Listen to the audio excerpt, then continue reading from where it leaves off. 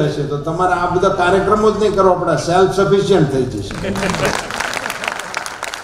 એ દિશામાં આપણે કાળજીપૂર્વક એને ઘણી વખત શું થાય છે કે આપણે ત્યાં પણ એવી ઘણી પરંપરાઓ ડેવલપ થઈ ગઈ છે, આપીને છૂટી જવું, અને એને લીધે ઘણાની લેવાની મનોવૃત્તિ પણ બદલતી જાય છે. એની પર આને આ સરદાર કલ્પરથના આયોજકોને મારે અભિનંદન એટલા માટે આપવા છે કે એ શોધીને મદદ કરે છે. આ ખૂબ અત્યારે આવશ્યક છે. અત્યારે શું છે કે એક વર્ગ સમાજમાં એવો ડેવલપ થઈ ગયો છે, એને ફાલ લણવાનું ફાવી ગયું છે.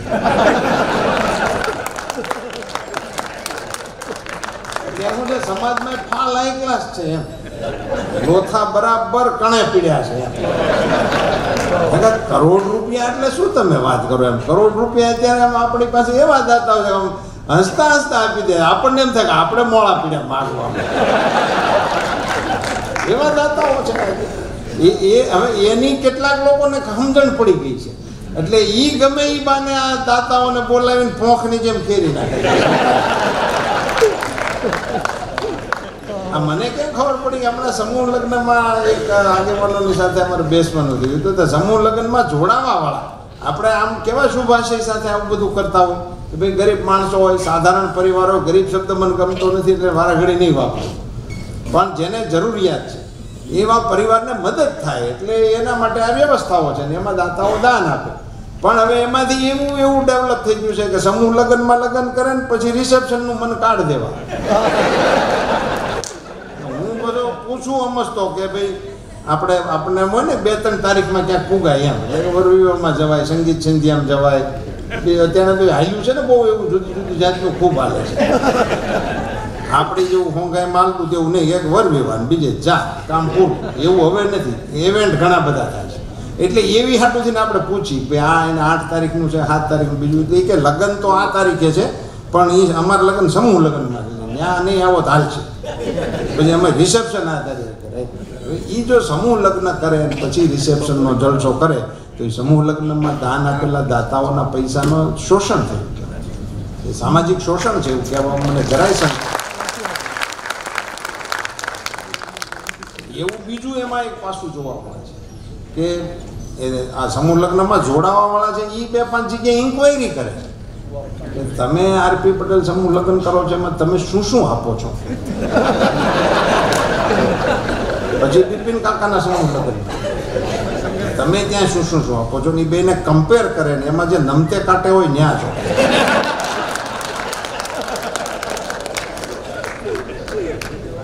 આ એક અદ્ભુત પ્રકારનો સમય શરૂ થયો છે. મારે એક ભાઈ હોસ્પિટલમાં દાખલ થયેલા, તે મને મદદને આવતું હોય મારે ત્યાં ઇઝી આપણે અવેલેબલ છે એટલે હું એનું ગમે તેને ફોને કરીને ગોઠવતો અને ટેકા ટૂંકી આપણે કરતા હોય. તો એ દાખલ થઈ ગયો એટલે મેં દવાખાનામાં કહી દીધું હતું, ડૉક્ટરોને કહી દીધું હતું. ને અત્યારે વ્યવસ્થા જ સરકારોની એવી સારી છે કે મોટા ભાગે દવાખાનાના કેસમાં બહુ મદદની આવશ્યકતા નથી પડતી, મોટે ભાગે તો એનું પતી જાયતું હોય છે. એટલે સરકારી સહાયમાં, મા વાત્સલ્યમાં, મા અમૃતમમાં, હવે તો આયુષ કાર્ડ નરેન્દ્રભાઈએ કરી દીધું એટલે 10 કરોડ લોકોને એમાં 5 લાખ સુધીની વ્યવસ્થા થઈ ગઈ. આ બધું સારું ચાલે છે. એક જણો મને ફોન આવ્યો, મને કે સાહેબ આ તમે ડૉક્ટરને ફોન કરો ને મને રજા આપી દે.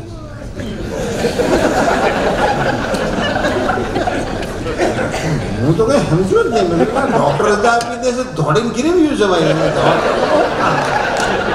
એ કાંઈ હિલ સ્ટેશન છે તને ક્યાં ફાવી ગયું છે. બોલો એણે મને ફોન કર્યો 2-3 વખત એને સમજાવ્યું. મેં તો કાંઈ સમજુ નહીં આવું બધું. એટલે મેં કીધું ભાઈ હવે રજા આપતા હોય તો તમે ત્યાં નીકળો ને પછી કાંઈ આગળ પડે મને કહે. એ પછી મળવા આવ્યો ત્યારે ખબર પડી કે એને ત્યાં રે એટલે એનું કાંઈક એને મળે છે, દવાખાનામાં જેટલાથી રોકાય એનું મળે છે. એટલે આવી અદ્ભુત વ્યવસ્થાઓ વચ્ચે જ્યારે પસાર થઈ રહ્યો છે અને સામે એવા પણ લોકો છે કે જેને જેન્યુઅન જરૂરિયાત હોય પણ એને પોતાના કુટુંબના ખાનદાની સંસ્કાર એ આમ હાથ કરતા રોકે છે. એ માગી નથી શકતા અથવા તેને સંકોચ થાય છે કે હું આ કહીશ તો સામેવાળો શું કહે છે, અને હું કહેવા જઈશ ને એમ કહે છે કે આવા હાલી જ મળ્યા છે તો એને મરવા જેવું લાગે છે. આ પણ એક સંસ્કારો છે. મને તો યાદ છે કે હું એક વખત પૂર રાહતમાં એક ગામમાં ગયેલો અને મારી સાથે એક દાતાઓ આવેલા. હું આ વાત કરું છું 88 એ સમયે પૂર આવેલું શેત્રુંજીમાં, અમરેલી જિલ્લાના છે એને ખ્યાલ છે, રેલીથી, અને અમે એની બધી ગામડાઓમાં જતા હતા.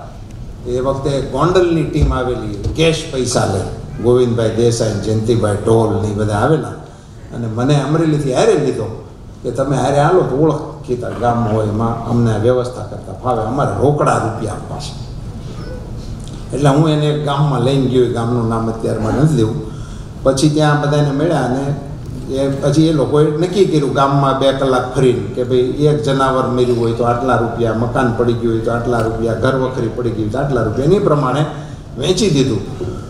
પછી મને ગામના સરપંચે એમ કહ્યું હતું કે એમાં 8-10 ઘરવાળા એવા છે કે આવ્યા નથી અહીંયા આપણી પાસે આ મદદ લેવા માટે, નુકસાન એને ઘણું થયું છે.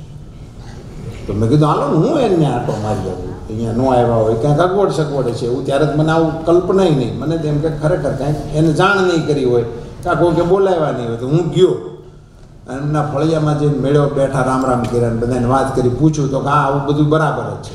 તો મેં કીધું અમે મદદ કરવા માટે જ આવ્યા છીએ, લખાવો નામ અને તમે આ જે હોય એની વિગત આપો તો એ પ્રમાણે અમે તમને મદદ આપીએ. તો કે પણ દાન તો કેમ લેવાય, કે નુકસાન તો ઘણું થયું છે કે, પણ અમે એ તમારા દાનના પૈસા કેવી રીતે લઈ શકીએ, ઉછીના આપો લઈ. આવું સાહેબ ઘર પડી ગયા ને તણાઈ ગયા કેડે કીધેલા લોકોના શબ્દો મારા કાનમાં. એટલે એક વર્ગ આવો છે, તો એને મદદ મળે, અને મદદ મળે, યોગ્ય મદદ મળે, યોગ્ય પાત્રને મદદ મળે. એટલે સમય પ્રમાણે હવે એક બાજુથી પહેલું ડેવલપ થયું છે મદદને છીનવી લેવી, એનો આપણને કચ્છમાં ભારે મોટો સુખદ અનુભવ છે કે તમે જાઓ એટલે હાજર જ હોય, ધાબળા ગોદડા ગાવા જે લઈને જાઓ ગમે ઊભા જ છે, આગળ જવાની જરૂર જ નથી. એટલે એની વચ્ચેથી કોઈ રહી જાય એને શોધી અને મદદ કરવી, એ ઉત્તમ કામ સરદાર કલ્પરત કરે છે. એટલા માટે એને આપવાવાળા તો છે, પણ યોગ્ય જગ્યાએ જવું જોઈએ ને. યોગ્ય જગ્યાએ ન જાય તો એ દાનનું પણ કાંઈ માધ્યમ નથી. દાતાઓનું દાન લેખે જવું જોઈએ, અલેખે ન જવું જોઈએ. એટલે એવી એક ઉમદા પ્રવૃત્તિ અહીંયા પ્રારંભ થઈ છે, એ પહટે એવી પ્રભુને પ્રાર્થના કરું છું. અહીંયાથી ઉલ્લેખ થયો છે કે ભાઈ કુટુંબ વ્યવસ્થા હોત તો આમાંથી ઘણાને તો મદદની જ જરૂર ન પડે. અને કુટુંબ વ્યવસ્થા એટલે ફિઝિકલી એનો જે આયામ છે એને કુટુંબ નથી કહેવામાં આવતું. કુટુંબ એટલે એટલી સંખ્યા. અત્યારે આપણે ફેમિલીની સંખ્યા આમ કહો બધા ખાનું ભરી દે, પણ એમાં મોટે ભાગે માતા પિતા અને સંતાનો સુધી માંડ આપણી વાત જાય છે. એ નથી. કુટુંબ વ્યવસ્થા આપણે ત્યાં એક જીવન જીવવાની પદ્ધતિ હતી. અને મારો તો એવો નમ્ર મત છે કે વિશ્વને ભારતે ઘણી સુંદર ભેટો આપી છે. એમાંની સર્વોત્તમ ભેટ જો કોઈ હોય તો વિશ્વ સમુદાયને કુટુંબ વ્યવસ્થા એક નવી જીવન પદ્ધતિ છે. એ ભેટ આપણી વિશ્વને ઉત્તમ ભેટ છે એવું મારો મત છે. હમણાં યોગ બધાય ના સ્વીકાર્યો હોય, આપણી જ ભેટ છે ને. અત્યારે 200 દેશવાળા ઊંડા શ્વાસ લે છે.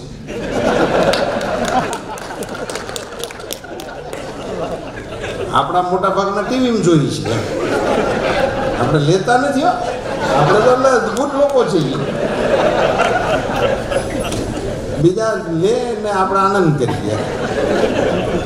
ભાઈ આપણી વિશ્વને ભેટ છે એમ. યોગ એ આપણી વિશ્વને ભેટ છે. એમાં કુટુંબ વ્યવસ્થા જે છે એ આપણી વિશ્વને ભેટ છે. પરિવાર સાથે રહેવું, પરિવારમાં ઉછેરવું, એના જે બેનિફિટ હતા ને એ આપણે લીધા છે. એટલે અમારી એડી નામે તો ભરપૂર લીધા છે, અમારી પછીની એક પેઢીએ પણ લીધા છે. પણ હવે આપણી જે દિશા આવી એ દિશાને કારણે આપણે એનાથી વંચિત થઈ ગયા છીએ. અથવા તો એમાં આપણને આપણી જીવન પદ્ધતિ, એટલે એમાં હવે કોઈનો દોષ દેવાનું કોઈ કારણ નથી. ચિંતન કરવાની જરૂરિયાત છે મારા મતે. હવે કોણે કર્યું, શેમ કર્યું, એવું કરવા જાય તો કંઈ થાય નહીં. ખુલ્લા મોઢે લાજ કાઢવાના, લગ્ન કરવાના કોઈ જીઆર નહોતા નીકળે. પણ અત્યારે તમે પ્રયત્ન કરો તો એ લાજ કાઢીને લગ્ન થાય જ નહીં, એ નીકળી ગયું. એમ સમાજમાં પરિવર્તનો આવતા હોય છે, એમ જીવન પદ્ધતિમાં પણ ફેરફારો થતા હોય છે. વિજ્ઞાનની અસર આવે, સમયની અસર આવે, રાજકીય વ્યવસ્થાઓમાં ફેરફારો થાય એની અસરો આવે. આ બધી અસરો સમાજ જીવન ઉપર થતી હોય છે. એમ અત્યારે આપણી જીવન પદ્ધતિ એ આપણા વ્યવસાયના અંદર આવેલા પરિવર્તનોને કારણે આવી.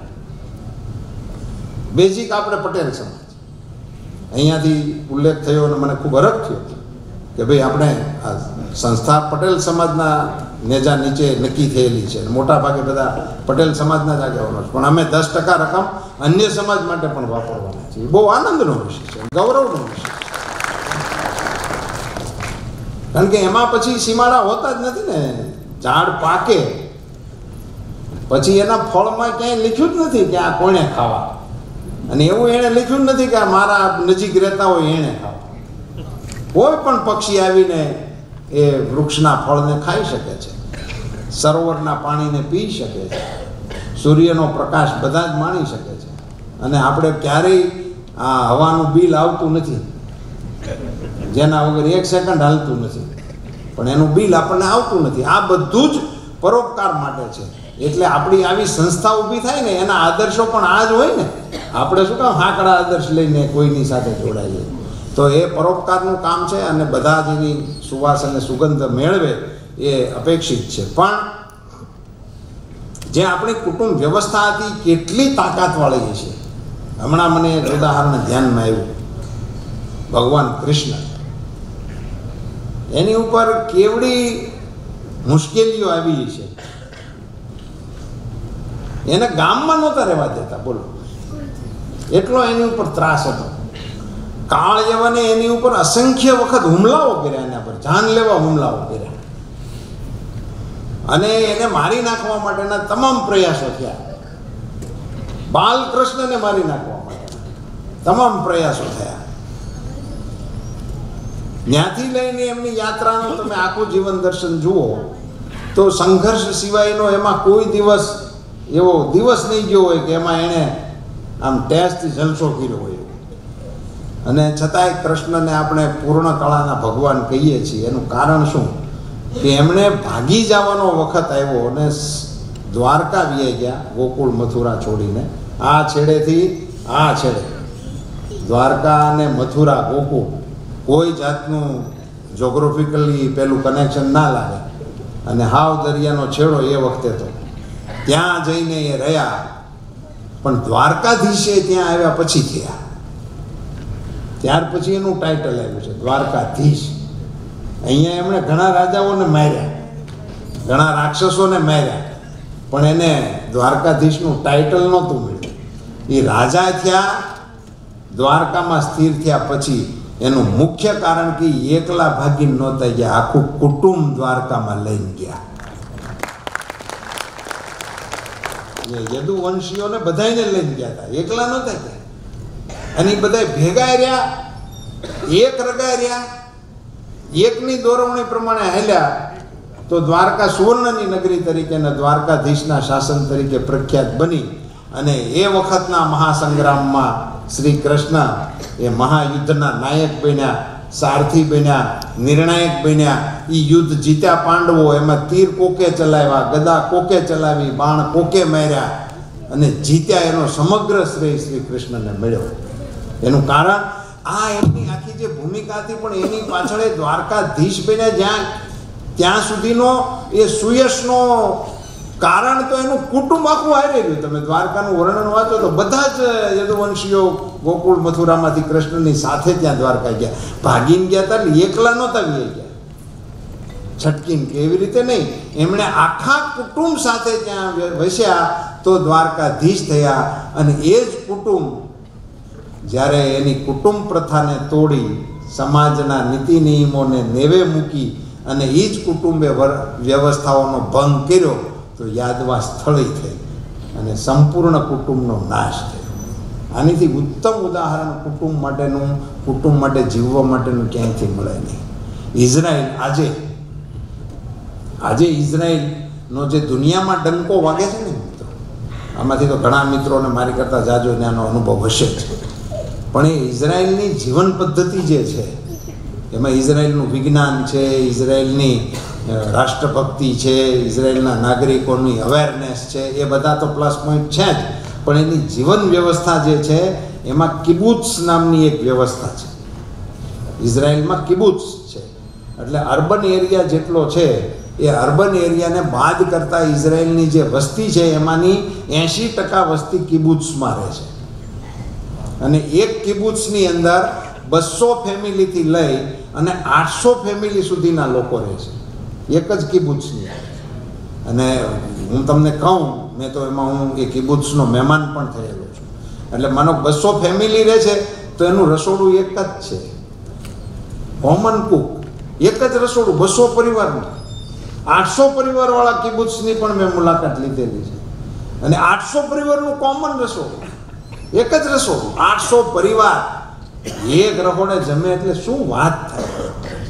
અને એમાંથી જે તાકાત પેદા થાય છે એ કિબુત્સના આ ઇઝરાયલની જેટલી મુખ્ય શોધો છે ને એ કોઈને કોઈ કિબુત્સવાળાએ કરેલી છે.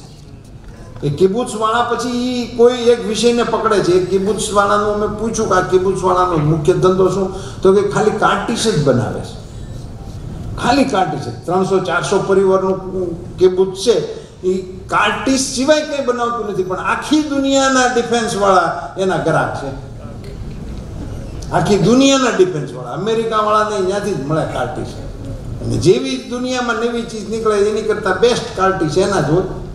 એમાં એનું સંશોધન, એનું જ ઇન્વેસ્ટિગેશન, એનું જ રિસર્ચ અને એનું જ પોતાનું જ માર્કેટિંગ, એમાં સરકારનું કાંઈ નહીં. આ વ્યવસ્થા છે. એટલે 200 પરિવારો જે એક રસોડે જમે છે ને એ ઇઝરાયલની મૂળ તાકાત છે, જે આપણે એને ઓળખતા નથી. આ તાકાત આપણી પણ હતી. મને યાદ છે અમારા ગામડામાં, પરસોત્તમભાઈને ખબર હોય, ગામડામાં અમારા લોકો કહેતા 5 ભાઈઓ છે, શેઠે કોઈ સડતા નહીં. 2 અંદર જાહેર 3 ખેડી છે. કુટુંબ વ્યવસ્થા ન હોય શું કેવું, એકલો જ હોય એ હું શેઠાની કોને બીક બતાડી હતી. એને 2 હાથે પગે લાગીને ગમે એમ કરીને સમાધાન જ લુખાય રે કરવું પડે. કુટુંબ હોય ને, કડવી હોજો લીંબડી, શીતળ એની સાય, બાંધવ હોજો અબોલડા તોય પોતાની બાય. પાદરમાં બાટકો બોલ્યો હોય ને, ભાઈ વારે બોલવા વ્યવહાર ભલે ન હોય, પણ પાદરમાંથી બાટકો બોલ્યો ને કોઈ બળિયા મારતા હોય ને ગામમાં ખબર પડે ને, કોક એને કહે ને તારા ભાઈને કોઈક પાદર મારે છે, તો એને બોલવા વ્યવહાર ન હોય, લગ્નના સમાચાર મળે જ ન જાય, પણ એને કોઈક મારે છે એવી ખબર પડે ને, ઘેરે ધાર્યું લઈને જાય ખરો પાદરો, એ મારો ભાઈ છે. એ કુટુંબમાંથી આ તાકાત આવે, એ કુટુંબ સિવાય ક્યાંયથી આવતી જ નથી ભાઈ. એટલે હવે તમે, મારે એ વિષય તરફ આપણું ધ્યાન દોરવું છે આપણા સમાજનું, કે સમાજમાં કાં તો કુટુંબની નવી વ્યાખ્યાઓ પણ બનાવો. હવે નવી વ્યાખ્યાઓ બનાવો. અહીં આરપી પટેલ મોજૂદ છે, વિશ્વ ઉમિયા ધામના એ કરતા ધરતા છે, અને હમણાં જ એમણે જે કાર્યક્રમ અહીંયા યોજ્યો અને આપણને એનું જે દર્શન કરાવ્યું, મારે એને અભિનંદન આપવા છે. પણ એ દાખલા તરીકે એવું કરી શકે, એ જે સંખ્યા છે, એ જે એમનું સંકલન છે, એ જે એનો પરિવાર છે, એને એક કુટુંબની વ્યાખ્યામાં બાંધી શકાય. અને જો તમે બાંધી શકો તો હું તમને રામાયણનો દાખલો આપું છું.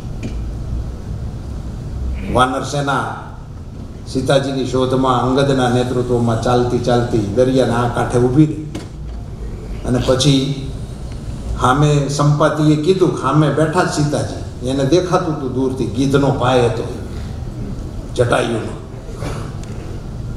એમણે દેખાડ્યા, પણ જાવું કેમ ત્યાં, વચ્ચે દરિયો. એટલે બધા ચર્ચા મીંડ્યા કરવા, કોઈ કે હું આટલા ગાવ જમ્પ મારી શકું, કોઈક કે હું અડધે પડું, કોઈક કે હું પોગી જાઉં પણ પાછો ન આવી. આવી બધી ચર્ચા છે રામાયણની અંદર લખેલી છે, આપણે એની ગંભીરતા જોતા નથી. એમાં હનુમાનજી ચૂપચાપ બેઠા હતા, એટલે જે રીંછ હતા ને એમાં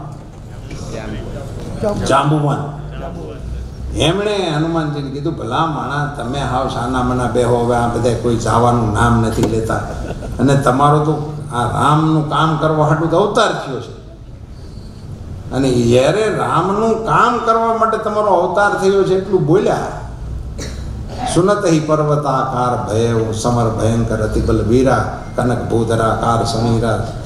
શરીર સોનાના ડુંગરા જેવડું કરીને ત્રાડ નાખીને કીધું બોલો શું કરવાનું છે, જૈન વિયો આવું કે આખી લંકાને કુટુંબ હોતી મારી નાખો. આવું બોલેલા છે હનુમાન. તમે કહો તો રાવણને કુલ સહિત મારી નાખો. ત્યારે પછી જાંબુવંતે એણે કીધું ભાઈ તમે ખાલી રજીસ્ટર એડીથી સમાચાર લઈને પાછા અમારે બીજું કાંઈ કરવાનું. આ ખાલી એર સ્ટ્રાઇકનો મામલો હતો.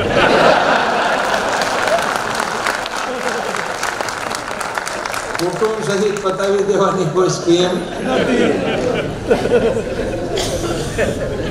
એને આવીને સમાચાર આપ્યા કે આ છે માતાજી ત્યાં. બાકીનું વર્ણન તમે બધા જાણો છો એટલે ડિટેલ નથી કરતો.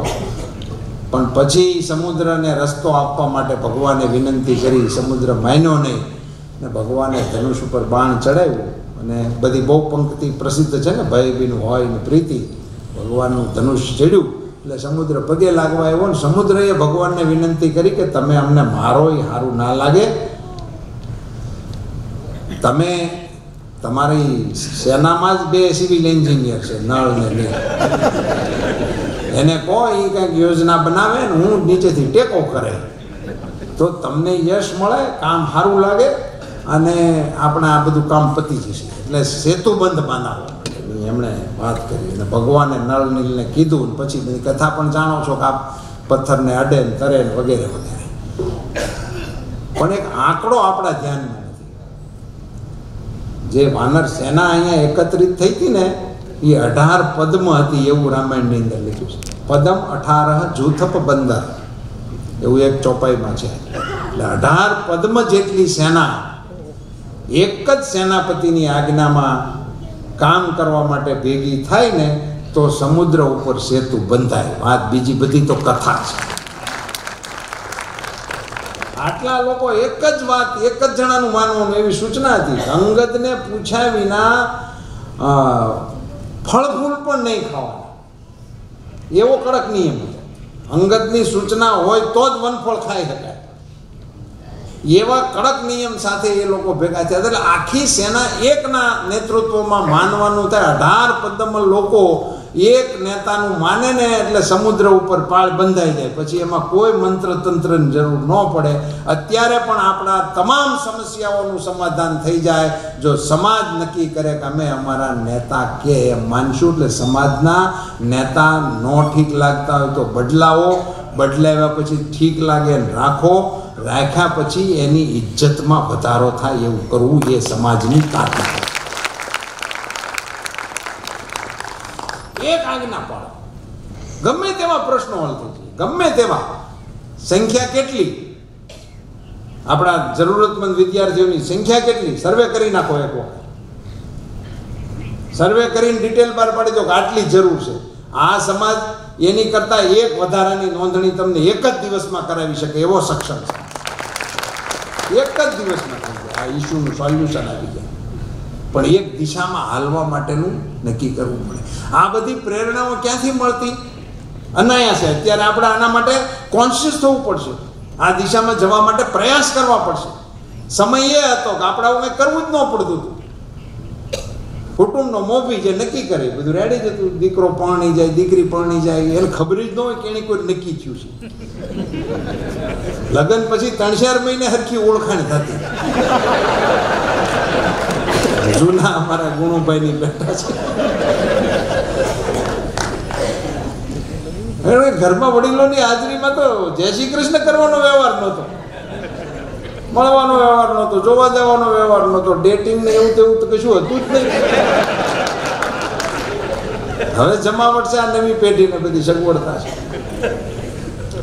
પણ એમાં હવે આપણે વિષય એ તરફ નથી ફંટાવું પણ આ વિષય તરફ સ્ટ્રીક રહેવું છે. તે દિવસે કુટુંબનો વડીલ કહેતો હતો ને બધા માનતા હતા તો એમાંથી નુકસાન શું ગયું? કશું જ નુકસાન નહોતું. અહીંયા જેમ આપણને નાના મોટા કિસ્સાઓ સાંભળવા મળ્યા, કોઈ બહેનના, કોઈ કુટુંબના, એની તરફ મારો ઈશારો નથી. પણ આ ઘટનાઓ પહેલાં બનતી હતી. જે દિવસે આપણે બધા ગામડામાં જ રહેતા હતા અને ત્યાં કશું થતું નહોતું અને એમાં દીકરી દુખાણી હોય અને એ પણ કુટુંબ પાતળું હોય તો ત્યાં એને એના છોકરા સૈયાને કેવી રીતે મોટા કરે? ત્યારે તો આવી કોઈ વ્યવસ્થા હતી નહીં. ત્યારે તો આવી રોજગાર લક્ષી કે બિન અનામતની કેવી તેવી કોઈ કાકા જોગવાઈ નહોતી. બિન અનામતનું અનામતનું એ કાંઈ મળતું નહોતું. ત્યારે કુટુંબના વડીલો એ દીકરીને તેડાવી લેતા. 2 વીઘાનું કટકું કાઢી દે, એકાદો ખર્ચો કાઢી દે, એકાદી ગાય ભેંસ બાંધી દે, અને પછી એ છોકરી એના કુટુંબની સાથે રહી. એ પણ સંઘર્ષ કરતી. ત્યારે એની પાસે સંઘર્ષ જ હતો. એ ધારો કે સાસરિયામાં રહી હોત તોય સંઘર્ષ હતો, પણ એને અહીંયા એમના કુટુંબના પાડોશી આવીને સંઘર્ષ કરે એમાં કેવડો મોટો ફેર પડે છે. પછી એની ઇજ્જત સાથે કોઈ ચેડા ના કરી શકે. એ એના પરિવારમાં આવી આટલો મોટો ફેર પડે છે. એની દીકરી અજાણ્યા વિસ્તારમાં ગરીબ પરિસ્થિતિની અંદર સંઘર્ષ કરતી હોય તો સમાજના ગીધો એની નજરથી છોકરીને પીંખી નાખે. પણ એ કુટુંબની વચ્ચે આવી જાય તો એ એક સલામત વાડની અંદર વેલો ઉછરે એવી રીતે ઉછરી જાય. અને દીકરીઓ આપણી મોટી થઈ જતી હતી, કુટુંબને ખબર નહોતી પડતી કે આપણી દીકરીઓ ભણાવવા જેવી થઈ ગઈ છે. કારણ કે વાડની અંદર હોય, કાકી હોય, ભાભી હોય, ફઈ હોય, એમની વચ્ચે વાડમાં ક્યારે દીકરીઓ મોટી થઈ જતી હતી ખબર જ નહોતી પડતી. અમારે ગુનાની સમીક્ષા સરકારના અધિકારીઓ સાથે મારે કરવાનો અવસર આવ્યો ત્યારે એણે મને કહ્યું કે અત્યારે આજે દીકરીઓને ભગાડી જવાના કિસ્સાઓ બને છે.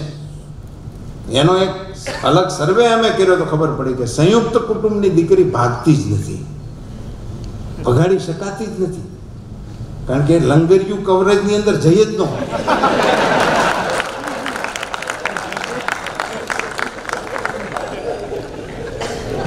આ વ્યવસ્થા, આ સુરક્ષા હતી ને, સામાજિક સુરક્ષાનું આવડું મોટું સાધન આપણે ખોઈ નાખ્યું. એ આપણી સામાજિક સુરક્ષા હતી. સંયુક્ત કુટુંબ એટલે સામાજિક સુરક્ષા. એનામાં જે સંસ્કાર પડતા હતા.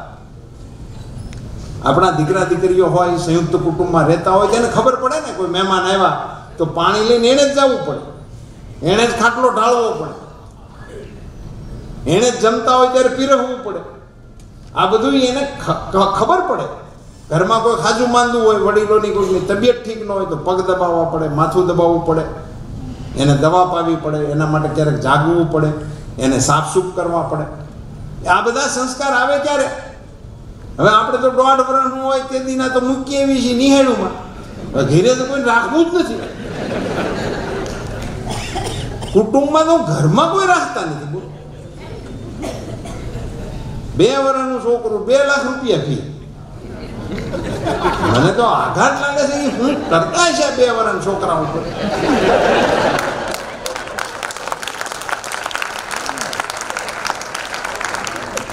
શેડા મેનેજમેન્ટ આટલું બધું કોસ્ટલી થાય એવું તો ખબર નથી.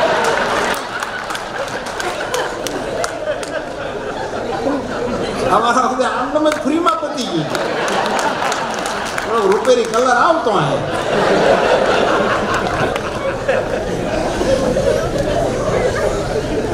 હવે એ કુટુંબથી દૂર ને દૂર રહે છે ને જે સંતાનો, જેને દાદા દાદીના ખોળામાં રમવાનો અવસર હોય, એ ટાઈમે એ આવી સંસ્થાઓમાં પીડ્યા હોય, એને દાદો શું કહેવાય, દાદી શું કહેવાય, એ કેવી રીતે એનામાં ઘડાય, કેવી રીતે એ બાળક, અને એનામાં સંવેદના કેવી રીતે આવે?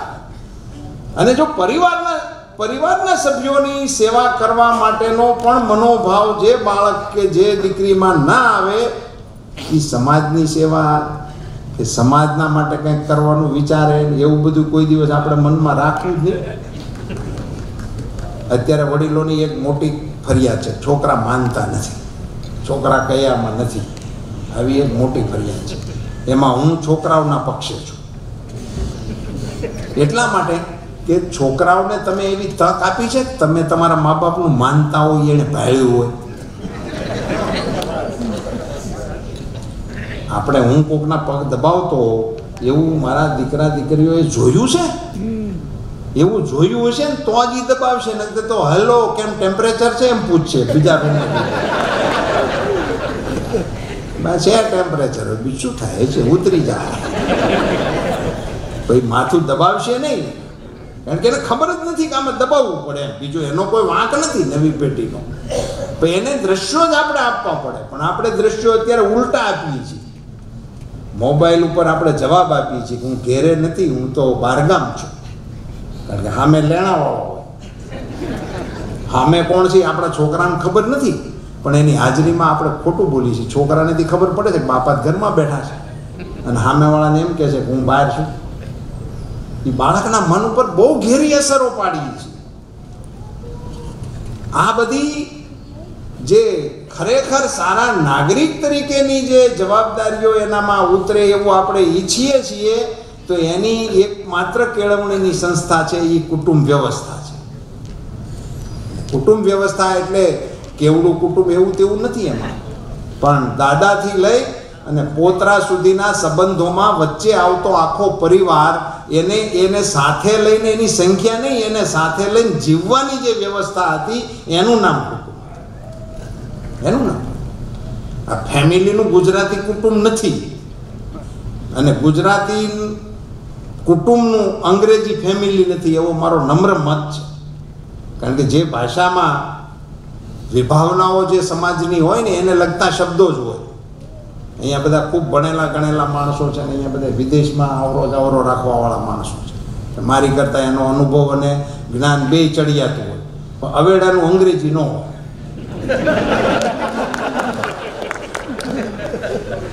ઓ શું કામે ના હોય? કારણ કે ત્યાં અવેડા હતા જ નહીં, આજે નથી. એટલે જે વસ્તુ ત્યાં હોય જ નહીં તેના માટેનો શબ્દ એ ભાષામાં હોય નહીં. કીડિયારું એનો શબ્દ અંગ્રેજીમાં હોય જ નહીં, કારણ કે ત્યાં કોઈ કીડિયારું પૂરવા જતું નથી. આપણે ત્યાં આ બધી અદભુત વ્યવસ્થાઓ આપણા વડીલો આપણને હપતા ગયા. નાગને હોતે દૂધ પાવું એક વખત. પર્યાવરણમાં આપણે કેટલા બધા આપણા વડીલો આગળ વિચારતા છે. હવે બધા હલવાણા છે ગ્લોબલ વોર્મિંગને કારણે, એટલે બધા પર્યાવરણ દિનની ઉજવણીઓ કરે છે. અમારા તો વડવાઓ આ બધું કરીને ગયા. તો એ ત્યાં અંગ્રેજીમાં એના શબ્દો નથી, એટલે આપણી કુટુંબને લગતા શબ્દો પણ અંગ્રેજીમાં નથી. માસીનું અંગ્રેજી શું છે, મામીનું અંગ્રેજી શું છે, ફૈબાનું અંગ્રેજી શું છે, એ લાગટ હંદાઈને આંટી કહે છે. આપણે આંટી કહીને બોલાવી ખબર શું પડે કે એને શું થતા છે. અને આપણે 3-4 આપણા મામી, ફઈ, કાકી, માસી બેઠા ને આપણે કઈક આંટી આવો તો કોણ આવે? અને 500નું ટોળું બેઠું હોય ને આપણે કઈ ફઈબા, એ તમારે આમ સીધું કોન્ટેક્ટમાં જાય ને એને આપણી ફઈ થતી હોય એ જ આવે. આટલી ક્લેરિટી એ ભાષામાં નથી. એટલે હું કહું છું કે આ કુટુંબનું અંગ્રેજી ફેમિલી જે છે એ આપણને લાગુ પડતું નથી. એ ફેમિલી છે ને એ મને લાગે છે 2 જણા પૂરતું જ છે. આ નાની નાની હોટલો હું જાઉં ને અહીંયા ઓલા ફેમિલી રૂમ લખ્યું, ત્યાં હું તો નહોતી જ જાય છે. અને હોય છે નાના નાના ડબ્બા જેવા, 2 જણા જ જઈ જાય. એટલે એમાં મારી ફેમિલીની વ્યાખ્યાવાળું ફેમિલી તો જઈ શકે એવું નથી. એટલે એનામાં નથી. એ કુટુંબ વ્યવસ્થા જે આપણી હતી, એ કુટુંબ વ્યવસ્થાના આવા સુંદર ફળો આપણે ભોગવીએ છીએ કે જેના આધારે આપણા નબળા કુટુંબના દીકરીઓને જેમ આપ દુઃખી હોય અને તેડાવી લેતા હતા, તો એ વખતે એમની પાસે સાધનો નહોતા, પણ તોય તેડાવી લેતા હતા. એનું કારણ શું? એના મનમાં એવી ભાવના હતી કે આપણી દીકરી છે ને, એની માથે દુઃખ પીડ્યું, આપણી માથે પીડ્યું કહેવાય. એટલે એમાં શું કરવું, કેટલું કરવું, કેમ કરવું એવું કંઈ વિચારવાની જગ્યા જ નહોતી. એમાં એનું ભાગીદાર એને થવું જ પડે. એની દીકરીને એનો અહીંયા સુધી ભરોસો હોય, એને કંઈ ચિંતા નથી. તે દિવસે આવા સમાન હકના એવા કોઈ કાયદા નહોતા, પણ છતાંય વ્યવહાર આપણા એવા હાલતા હતા કે એની અંતિમ યાત્રાનું કાપડ પણ માવતરમાંથી જ દેવામાં આવે. એ વ્યવસ્થા આપણે કરતા હતા. કુટુંબ વ્યવસ્થામાંથી જે બધું નિભાવણી થતી. મારા પરસોત્તમભાઈને આ સમાજના મંચ ઉપરથી અભિનંદન આપવા છે. એણે એક વખત હાલરડાનો કાર્યક્રમ કર્યો બાપુનગરની, અને આપણી જ બધી બહેનોએ, કુટુંબમાંથી જ આવેલી બહેનોએ હાલરડા ગાયા. આપણે ત્યાંથી આપણું કુટુંબ શરૂ થતું હતું. એમાં માસી લાડવા લાવે, મામા આ લાવે, ત્યાંથી આપણું શરૂ થતું. આપણને ઘોડિયામાંથી સંસ્કાર આપવામાં આવતા હતા કે આ તો સૂરજ તારો દાદો છે અને ચાંદો તારો મામો છે. કેવડી કલ્પના છે આપણા વડીલો. વસુધૈવ કુટુંબકમના બીજ આપણા ઘોડિયામાંથી નખાતા હતા. આખી દુનિયાને આપણે પરિવાર માનીએ છીએ. એ આપણી જે સામાજિક કુટુંબ વ્યવસ્થા હતી. આપણા ઊંઝાથી 12 વર્ષનો હુકમ આવતો લગ્ન કરવાનો. એક જ તિથિ 12 વર્ષે આવે હંધાય પરણી જાય. એની ઉંમરનું ને એવું કોઈ ટાઇટલ નહીં. એમ ઘોડિયામાં ફેરવી દેતા, તેડી ફેરા ફેરવી. એવું બધા વડીલોએ કીધેલું છે, મેં જોયેલું નથી, પણ વડીલો એવું કહેતા કે 12 એટલે મોટામાં મોટો દીકરો, મોટામાં મોટી દીકરી 12 વર્ષની હોય. એથી બધા નાના હોય. હવે અત્યારે તમે આપણા સામાજિક ચિંતન કરનારા લોકો ભેગા થઈને સમૂહ લગ્ન વગેરે જે કરીએ છીએ, અને એ સમૂહ લગ્ન કેટલા ટેસ્ટફુલ કહેવાય. અને 12 વર્ષ સુધી સમાજે નકરું કામ જ કરવાનું, કોઈ ઉપાધિ જ નહીં, ખર્ચો જ ન આવે. ઇકોનોમિકલી કેટલું મોટું વિઝન કહેવાય કે સમાજે 12 વર્ષ સુધી આપણે તો ત્યાં નક્કી જ નથી, ગમે ત્યારે ખર્ચા કર્યા જ રાખે.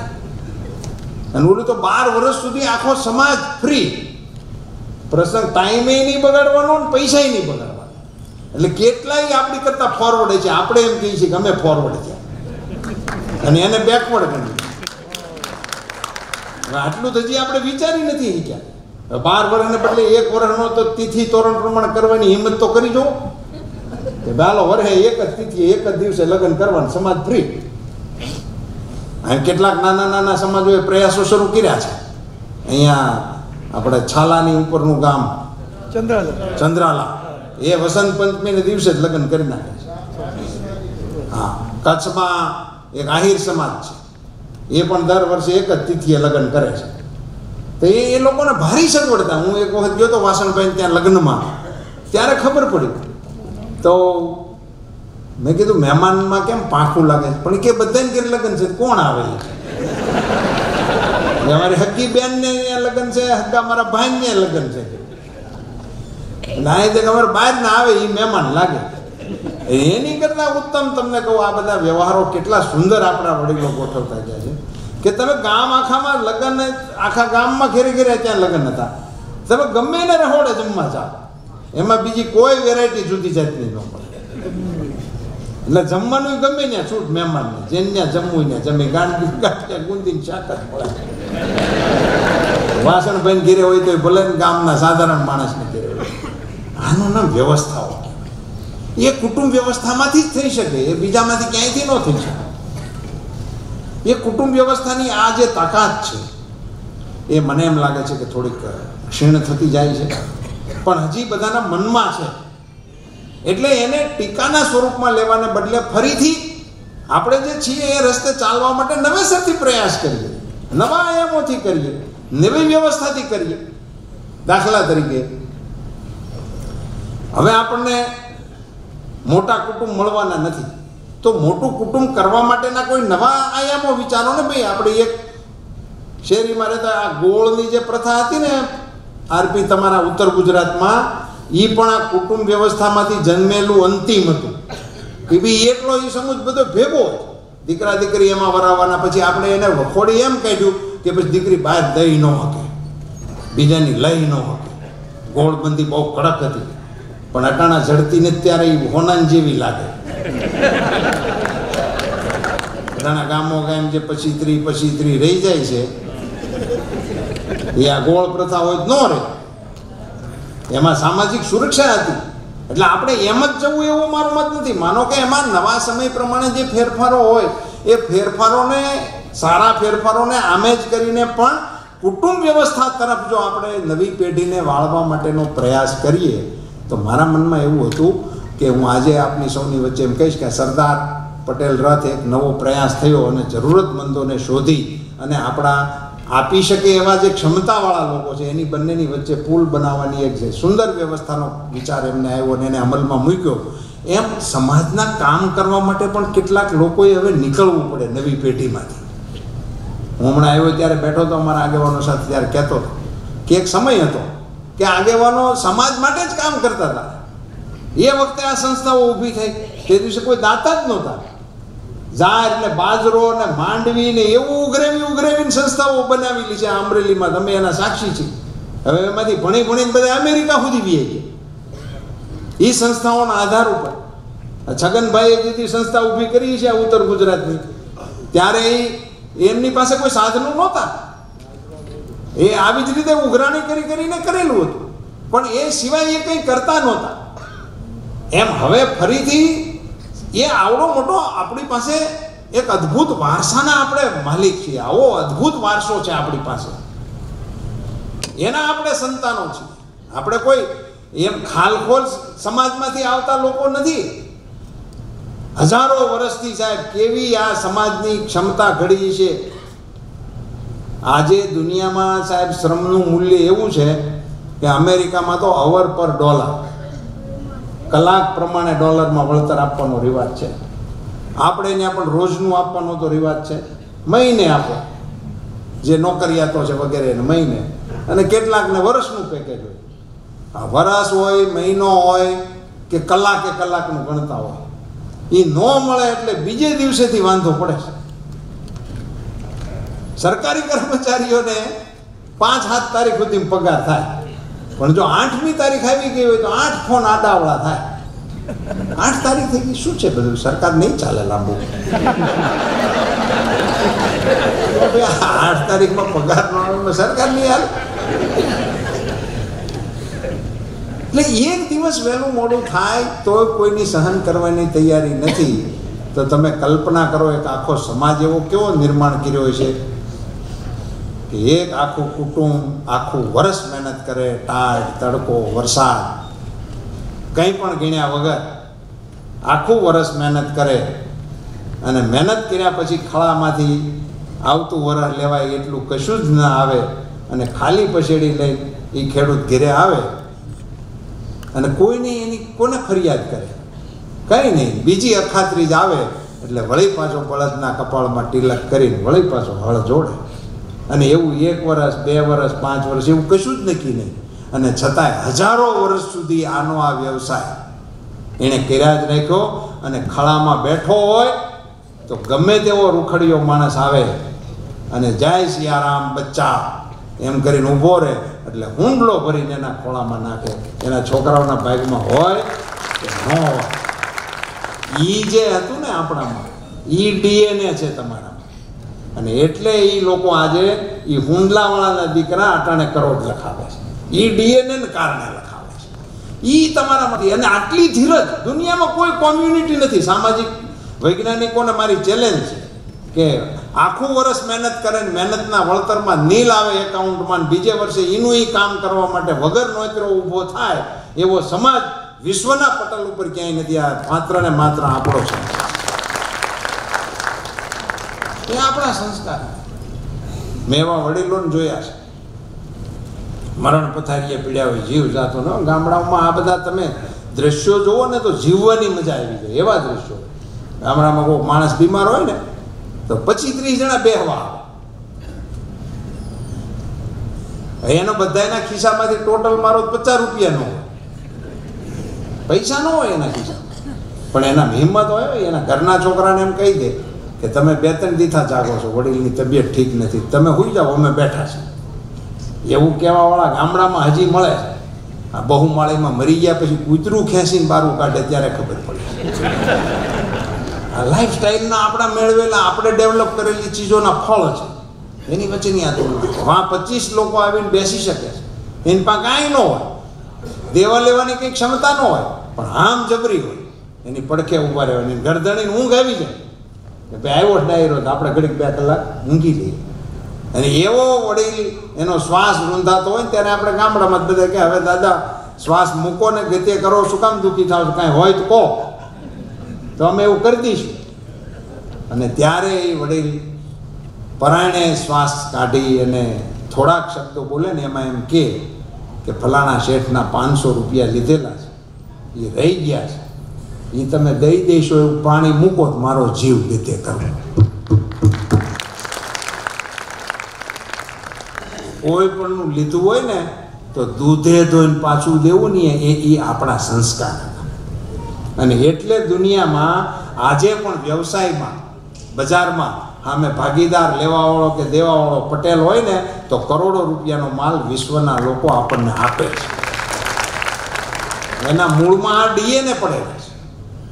આ ડીએનએ છે. લાઈન ટોપી ફેરવી નાખવી એ આપણો ક્લાસ હતો જ નહીં ભાઈ. ઉજીનું લઈને દેવું નહીં, ભૂલી જવું, એ બધી બાબતોમાં આપણે ક્યાંય હતા જ નહીં. એવી પરંપરાઓનું વહન એ કોઈ શૈક્ષણિક સંસ્થાઓના માધ્યમથી, કોઈ યુનિવર્સિટીના માધ્યમથી એ કદાચિત નવી પેઢીમાં આવી શકે એવી મને કોઈ સંભાવના લાગતી નથી. માટે આ ઉમદા ગુણો અને આ ઉમદા વ્યવસ્થા નવી પેઢી તરફ આપણે કેવી રીતે લઈ જઈ શકીએ, કેવી રીતે લઈ જઈ શકીએ, એ આપણી અત્યારની તાતી સામાજિક જરૂરિયાત છે એવો મારો નમ્ર મત છે.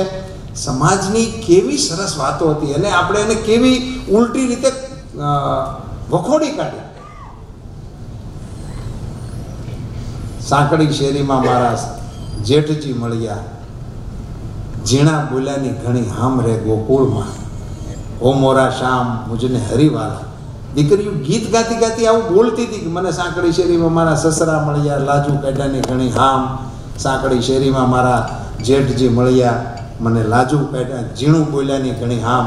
એ હામ શબ્દ છે, જબરજસ્તી નહોતી. એને એમ હતું કે મારા જેઠ હોય તો હું એની સાથે ઝીણું ઝીણું બોલું, એવી મને હામ છે. મર્યાદામાં હું એમની સાથે વાત કરું. દીકરી તો ઊંછાછળી હોય આપણી, એ તો ઠેકડા મારતી હોય બાપના ઘેરે, પણ એને વહુહારું બન્યા પછી સાસરવેલની અંદર આવું બધું કરવાના કોડ રહેતા હતા. એ આપણી કુટુંબ વ્યવસ્થા હતી. એ એને એની તરફનો આદર વ્યક્ત કરવાની વ્યવસ્થાઓ હતી. એ એની ઉપરની જબરજસ્તી નહોતી.